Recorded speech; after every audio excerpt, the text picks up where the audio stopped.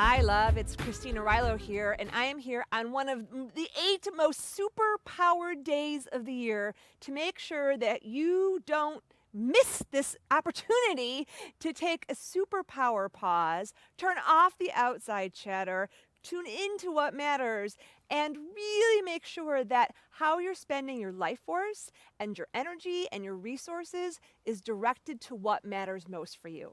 So I'm here in my backyard in Valley of the Moon, sitting underneath this amazing apple tree where Noah just cut all the branches down so you can see me.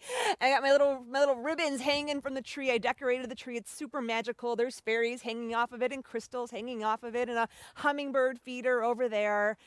And the time that we're in right now is today specifically. If you're watching this on, I guess it would be August 2nd, but whatever day you're watching this on, it's what's called Lammas.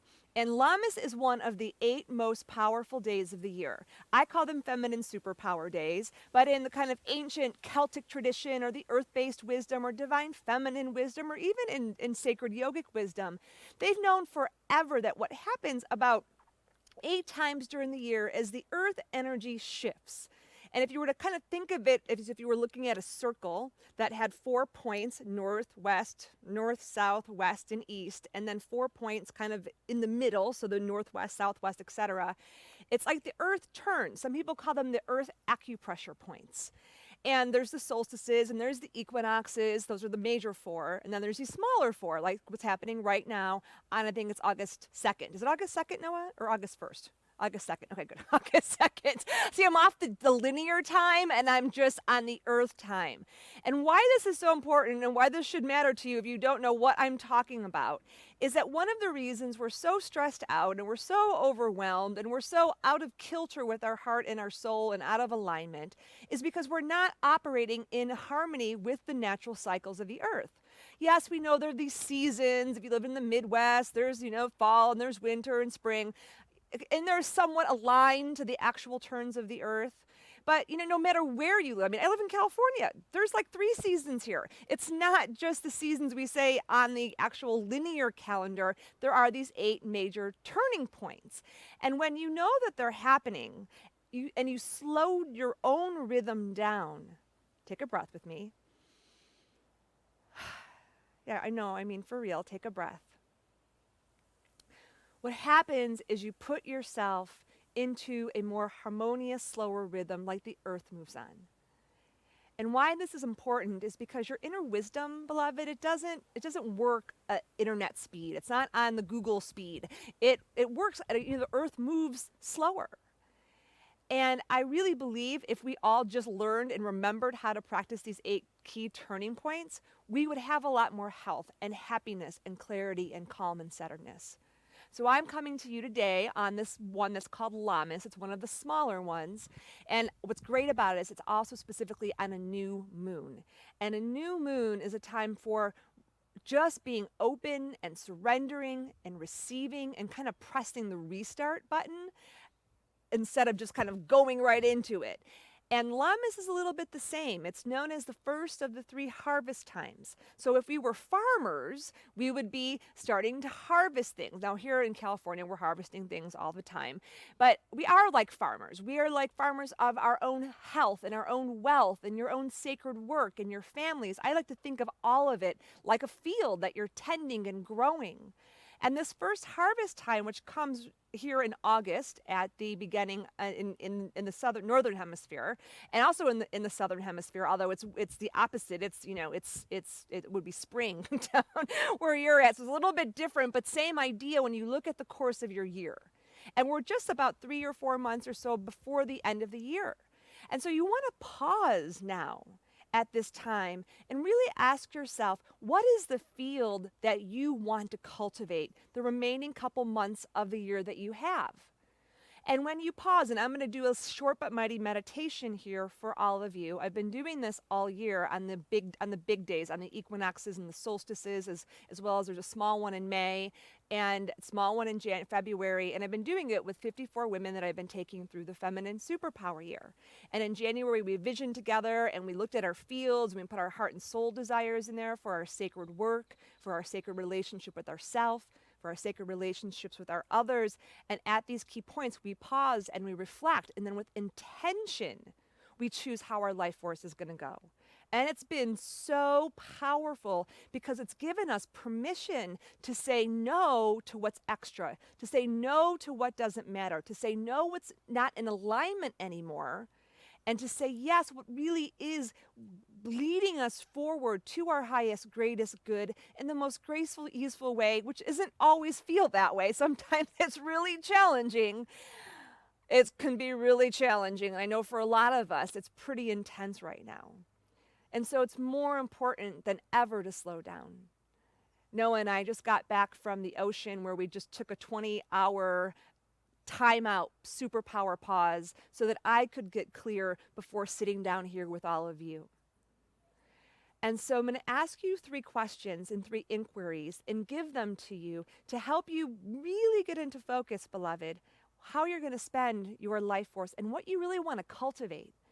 And what you want to cultivate in your sacred work, what you want to cultivate in your sacred relationships, and what you want to cultivate inside yourself. And I can think of really, there's not a lot more important questions we can be asking right now because we all know the world out there has gone kind of mad. It's chaotic, it's separating, it's polarized, there's anger, there's so much going on. And if you let yourself get caught up in that swirl, all of a sudden you're full of anxiety, you're full of fear, you're full of anger. So the first question I have for you is, what is it that you're desiring to cultivate inside of yourself? What is it that you're desiring? And you can write these down, but I'll also take you through a short meditation before we end. And just be with me in that question. What are you desiring to cultivate inside of yourself? If there was one word or 2 words between now and the end of the year, what would that be? For me, it's grace. My mantra for the year is the year of living and giving in grace. And many of you might have gotten an invitation from me yesterday or a couple days ago called Grace Under Pressure. Because that is my practice of how do I show up in grace, calm, centered, clear, compassionate, kind, powerful, truthful, fierce, in the midst of all the chaos, all the challenges, all the things on the outside that are just beckoning me to fall forward and to stress. And so what are you going to cultivate inside of yourself is number 1.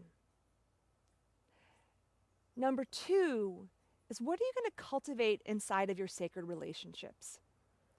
You know, I know for me, it's actually a lot easier to focus on the third place I'm going to take us, which is what you're going to cultivate in your sacred work. I love focusing on the vision. I love focusing on the projects. I love focusing on my work because I just love it. I get excited and passionate, and I can love there so much easily and show up much more in fierce grace in there than anywhere else.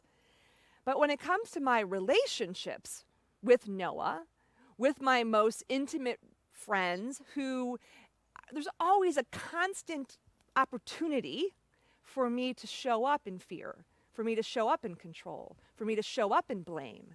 And how, for me, and again, my word keeps coming back to grace. How do I cultivate grace? How do I cultivate grace in the middle of a fight with Noah? How do I cultivate grace in a moment in which my friend wants to do X and I want to do Y and I don't want to disappoint her, but at the same time, I have to stay true to myself. How do I do that gracefully? This is how it shows up in our day-to-day life. And it's so much easier to get, caught up in the big missions, and they're important. Some of you have big causes that you care about, and there's a lot to choose from. Equality of pay, equality of gender, equality of race, child labor, child prostitution. We could go on and on and on and on. But the truth is, if we don't cultivate love inside of our own families, if you don't cultivate love in every single conversation we have, then what we do over here in our sacred work, it's not that it doesn't matter, but it's not an integrity. So as I'm going through each one of these, cultivating a sacred relationship with self, cultivating that sacred relationship with others, just notice what's more challenging for you and where it's easier for you to stay in love and harmony. Because that's what I'm really inviting us into here, is how do we create a field of love and harmony in all 3 of those areas? You're all invited to join Noah and I for the live stream we're doing on cultivating a field of love. If you haven't seen that, go to cultivatingafieldoflove.com, where we share how we do it in our own relationships. And I know it's not the sexiest thing. It's not how to find your soulmate. But what do you do once you got the soulmate? Or even better yet, how do you do it with your mother? How do you do it with your kids? How do we do that? So that's number 2. Number 3, cultivating. What are you going to cultivate? And how are you going to cultivate love and harmony in your sacred work? What's really calling for love and harmony in your sacred work? And what you want to harvest there. So think about that. What do you really want to harvest come the end of the year from your sacred work? What's one word that's most important to you? And write that down. Here is the great opportunity we have in this world at this time, which has gone bananas. But here's the great thing. The Hopi elders said it forever ago. We are the ones. We are the ones we've been waiting for. No one's coming to save us. But that means we get to change the world. We get to create the realities. We get to dream the new dreams. We get to weave the new ways. It's you and me. That's just saying, there's you and me, baby. That's you and me. And that's empowering. And it's challenging, which is why we're pausing right now. So just close your eyes for a moment. Put your hands on your heart. And take a deep yogi breath with me, which just means inhaling in and expanding your lungs to fill up with air as if your wings are just spreading out, and just extend the breath for a moment. And then gently exhale and allow your navel to go back to your spine. And just ask your inner wisdom in this moment, what is most essential for you to cultivate inside of yourself that's going to create a field of love and harmony? What is most important for you to cultivate that's going to help you harvest love and harmony inside yourself? And it could be an action, it could be a practice, it could be a word, it could be a symbol. And then take another yogi breath in. Extend your wings out. And then gently exhale, bring your navel back. And tuning in to your sacred relationships, your friends, your family, your loved ones. How are you going to harvest and cultivate more love and harmony here? What's one action, one relationship, one shift you can make on the inside, or gesture you can make on the outside to create more harmony and love here? And taking another inhale, yogi breath in. And gently exhaling, allowing your navel to come back to your spine. And just feeling into your sacred work, beloved. And what you desire to cultivate and harvest between now and the end of the year. It's going to help you create more harmony and love in your field so you can give your greatest work. An action. Maybe there's a symbol, something to release, something to say yes to. And when you're ready, open your eyes. I invite you to journal on those inquiries: sacred self, sacred relationship, sacred work. And join me for cultivating a sacred relationship with Noah. Join me for Grace Under Pressure for Inside Yourself. And stay tuned for an upcoming notification on Vision Quest 2016, which will be happening in the fall. And also for those of you that are here to teach self-love, remember the Path of Self-Love training and certification starts on September 20th. Sending you all much love on this Lammas and this new moon. May your love and life be full of harmony.